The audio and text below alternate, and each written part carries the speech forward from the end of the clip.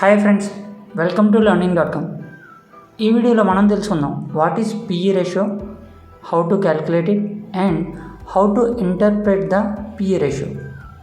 ఇంకా ఈ వీడియోలో నేను నెక్స్ట్ 2 to 3 monthsకి ఏ స్టాక్ అయితే కొనొచ్చో ఆ స్టాక్ యొక్క పేరు కూడా చెప్తాను. సో వీడియోని చివరి వరకు చూస్తారని ఆశిస్తూ వీడియోని స్టార్ట్ చేద్దాం.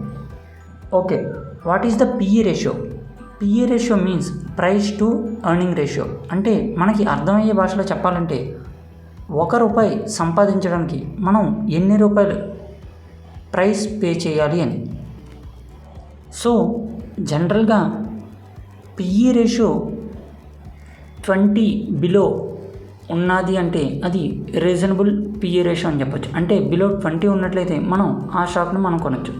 అదేవిధంగా ఆ స్టాక్ యొక్క పిఈ రేషియో దాని యొక్క సెక్టర్ పిఈ రేషియో కన్నా తక్కువగా ఉన్నట్లయితే ఆ స్టాక్ని మనం కొనవచ్చు అని చెప్పుకోవచ్చు.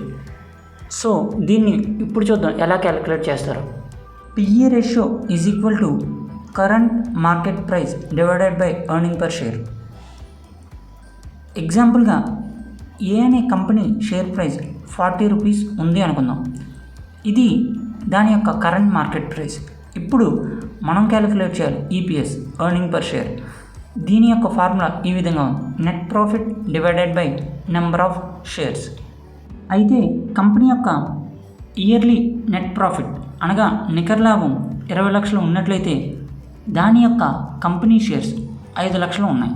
అంటే 5 లక్షల షేర్లు ఉన్నాయి అని చెప్పుకుందాం.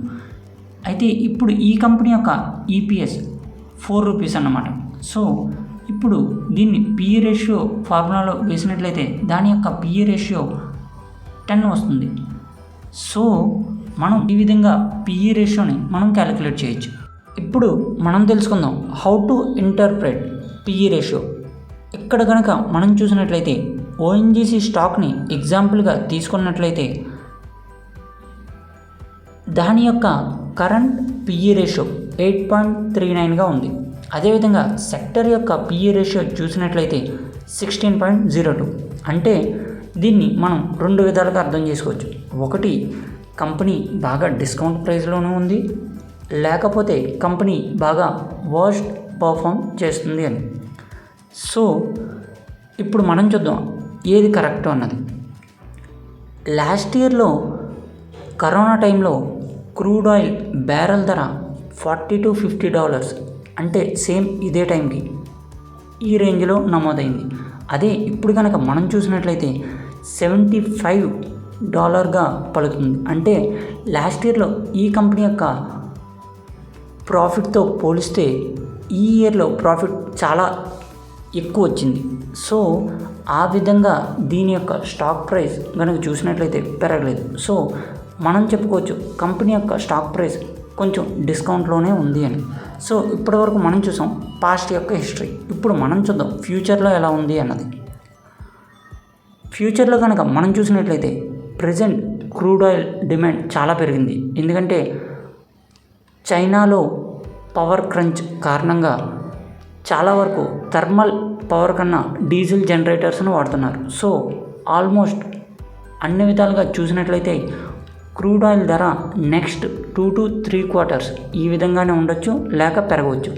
సో నెక్స్ట్ 2 to 4 quartersలో దీని యొక్క లాభం డబుల్ అయ్యే అవకాశం కనిపిస్తుంది. సో ఈ విధంగా కనుక మనం చూసినట్లయితే కంపెనీ డిస్కౌంట్ ప్రైస్లోనే ఉంది అని. సో ఈ లెవెల్స్లో కనుక మనం తీసుకున్నట్లయితే ఈ స్టాక్ని నెక్స్ట్ 2 to 3 quartersలో ఇది 50% to 70% రిటర్న్ ఇచ్చే అవకాశం కనిపిస్తుంది.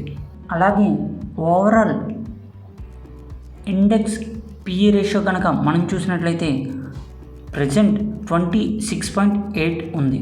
అంటే యాజ్ పర్ హిస్టారికల్ డేటా ఎప్పుడైతే ఇండెక్స్ 21 పిఈ రేషియో క్రాస్ చేసిందో దాన్ని ఓవర్ వాల్యూడ్గా మనం చెప్పుకుంటాం. అదేవిధంగా 16 కనుక ఉన్నట్లయితే దాన్ని అండర్ వాల్యూడ్ ఇండెక్స్గా మనం చెప్పుకుంటాం.